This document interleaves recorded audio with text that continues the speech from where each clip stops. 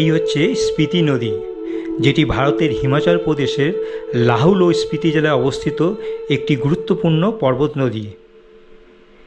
এই স্পিতি নদীর উৎস হল হিমালয়ের উচ্চ শ্রেণীর বরফ ঢাকা পর্বতশৃঙ্গ থেকে, যেটি হলো কুঞ্জুমলা পাস। আর এই স্পিতি নদীর তীর ঘেঁষে গড়ে ওঠা গ্রামগুলো হলো তাবো, কিবের, Dhankar.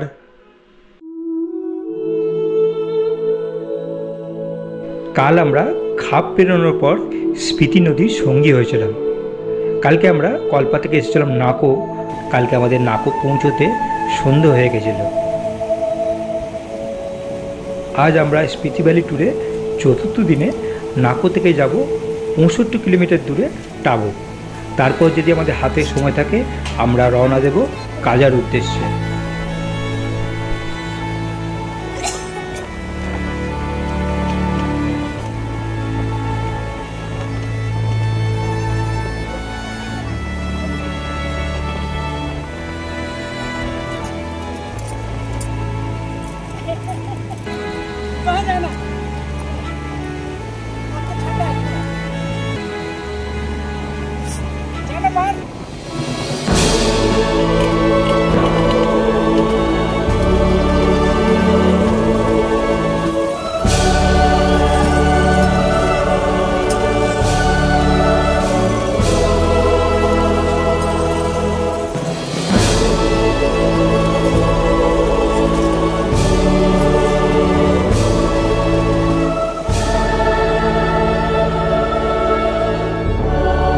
Good morning from Nako. 12,000 foot উচ্চতায় অবস্থিত কিন্নর জেলায় এই নাকো ছোট্ট একটা নির্মল গ্রাম। কিন্নর স্পিতি ট্যুরে আজ আমাদের চতুর্থ দিন। কালকে আমরা কল্পা থেকে এসেছিলাম নাকো, তো আমরা এখন নাকোতে রয়েছি। নাকো নরবুলিং হোমস্টে। আর এই হোমস্টে থেকে দেখুন নাকো গ্রামটাকে খুব সুন্দর দেখা যায়। নাকোতে যেটা দেখার সেটা হচ্ছে নাকোর লেক আর নাকো মনেস্ট্রি সামনেই আছে। নাকোতেও কিন্তু খুব ভালো আপেল হয়। আমরা সকালে চলে এলাম নাকো মনেস্ট্রি দেখতে।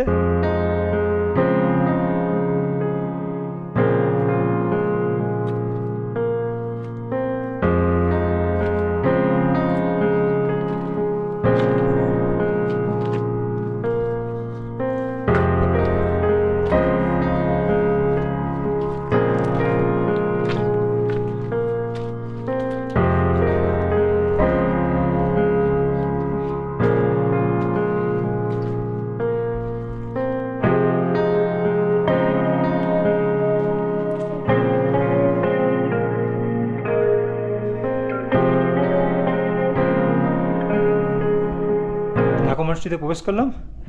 1000 বছরের বেশি পুরনো এই মনেস্ট্রি, মানে 11th সেঞ্চুরিতে এই মনেস্ট্রি তৈরি হয়েছিল।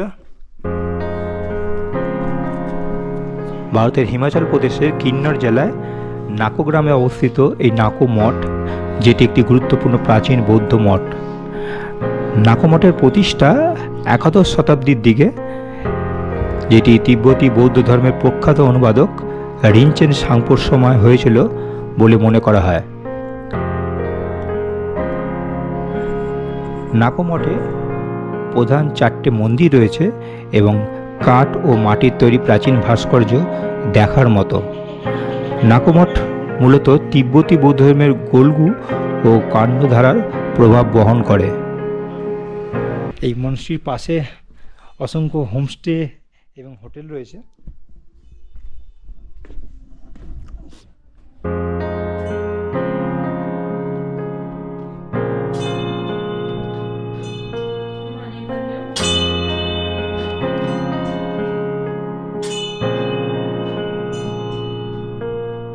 মনস্ট্রিতে এদিকেও একটা নিউ মনস্ট্রি তৈরি হয়েছে, আর এটা হোস্টেল।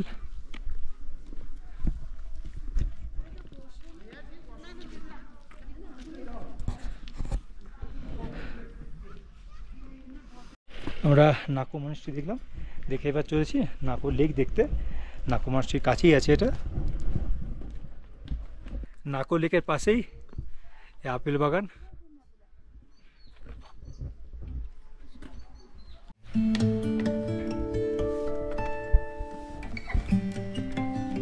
নাকো লেকের চারপাশে ঘুরে দেখছি এটা একটা পবিত্র স্থান এদের কাছে, নাকো লেক। 12,000 ফুট উচ্চতায় এই লেকটি।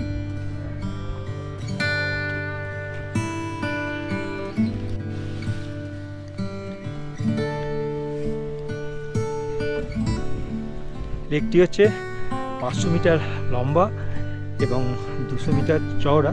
এবং দেখুন লেকের চারদিকে এই গাছগুলো আছে, এই গাছগুলো বলা হয় উইলো অ্যান্ড পপলার গাছ। লেকটির গভীরতা প্রায় 60 মিটার।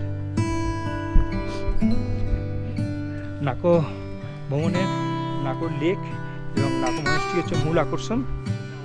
লেকে বোটিংয়ের ব্যবস্থা আছে। আর লেকের চারদিকে দেখুন যে গাছগুলো কত সুন্দর লাগছে। ওতে আমরা যে হোমস্টেতে রয়েছি, নরবলিং হোমস্টে।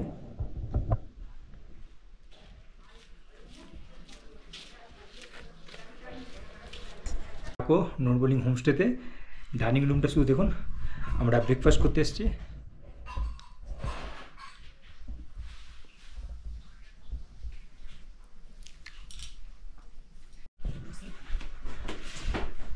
ব্রেড অমলেট আর আলু পরোটা। আমরা ব্রেকফাস্ট করবো সেখানে সেরে আমরা টাবো বা কাজা যেখানে যাই সেই উদ্দেশ্যে রওনা দেবো। নাকোর নরবলিং হোমস্টে থেকে বেরিয়ে যাচ্ছি। তো বেরোনোর সময় দিদি আমাদের ওনাদের আপেল ফার্মের থেকে আপেল পেরে এনে আমাদের দিচ্ছেন।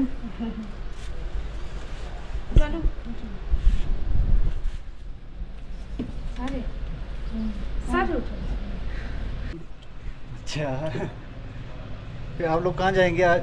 हम लोग जाएंगे काजा। अच्छा अच्छा, काजा में अच्छे से स्टे कैसा रहा आप लोगों का? अच्छा लगा, बहुत अच्छा लगा।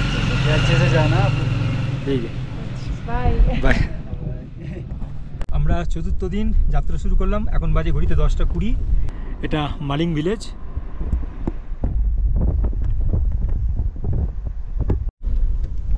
এটা মালিং নালা।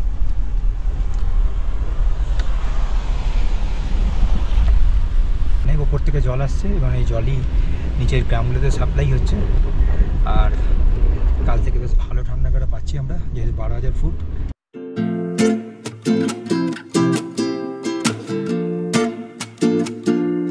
আমরা নাকো থেকে বেরিয়ে 32 কিলোমিটার দূরে চলে এলাম সামডো চেকপোস্ট। এখান থেকেই অফিসিয়ালি স্পিতি ফেরি শুরু হচ্ছে।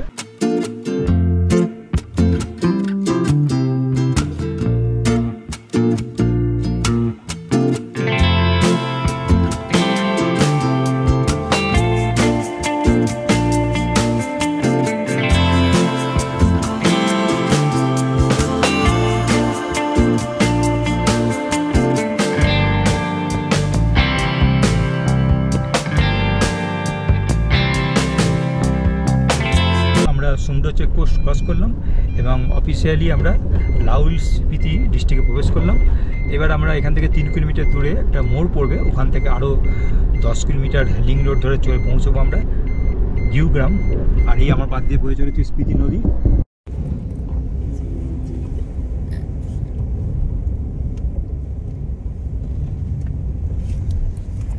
এইটা দিয়েই যাচ্ছে গিউ ভিলেজ।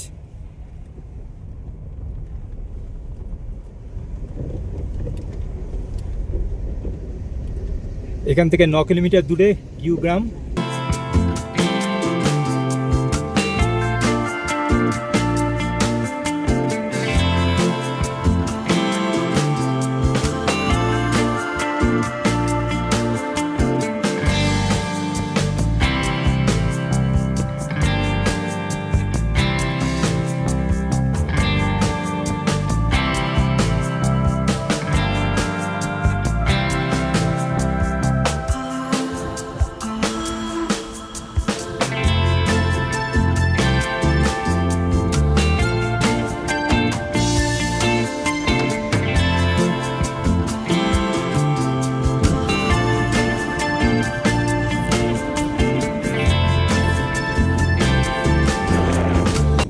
আমরা প্রবেশ করলাম গিউ গ্রাম।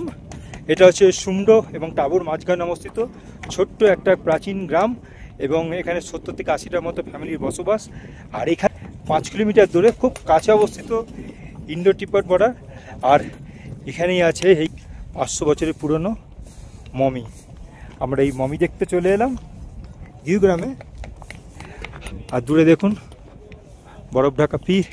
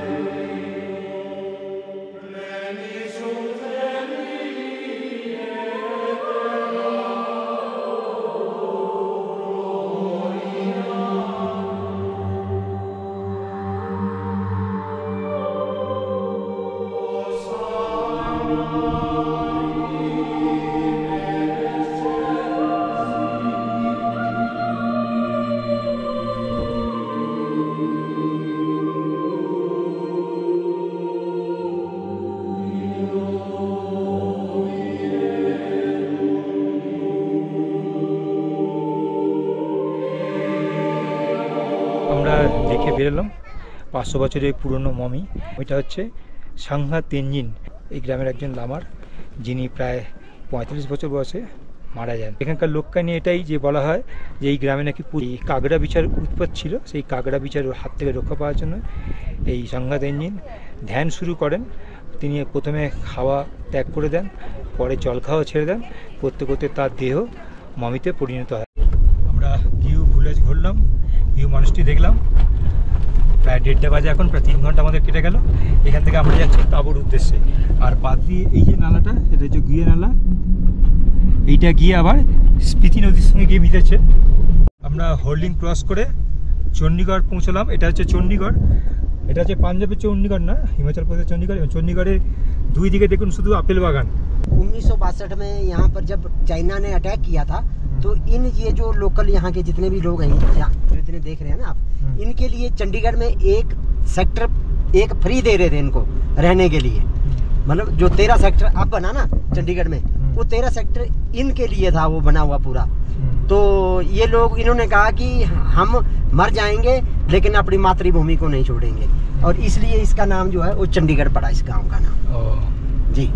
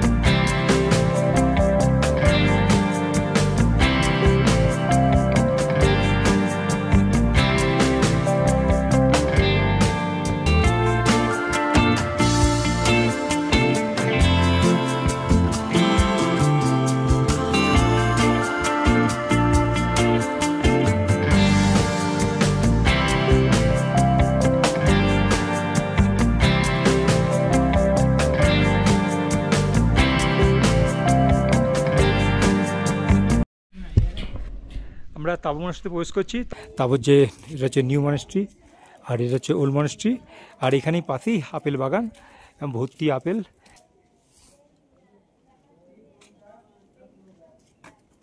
এবং গাছ ভর্তি আপেল। এটা 10,800 ফুট উচ্চতা অবস্থিত এবং একদম স্পিতি নদীর ধারে। এই মনস্ট্রিটি 996 খ্রিস্টাব্দে প্রতিষ্ঠিত হয়, আর প্রতিষ্ঠা করেন তখনকার বৌদ্ধ লামা রিংচেং জাং। আমরা এখন প্রবেশ করছি তাঁবু ওল্ড মনস্ট্রিতে। এই মনস্ট্রিটা মাটির, ইট ও পাথরের মিশ্রণে নির্মিত। এই তাঁবু মনস্ট্রি লাহুল ও স্পিতি উপত্যকার অন্যতম জনপ্রিয় একটা মঠ, এবং এটি হিমালয়ের অজন্তা নামে পরিচিত। এবং এই মনস্ট্রির মধ্যে রয়েছে 9টা মন্দির এবং 23টি চোট। আর এগুলো হচ্ছে চৌতান। এবং এর অসাধারণ সৌন্দর্য শতাব্দীর পর শতাব্দী ধরে বৌদ্ধ ধর্মের গৌরবময় ঐতিহ্য এবং সংস্কৃতি সংরক্ষণ করে আসছে।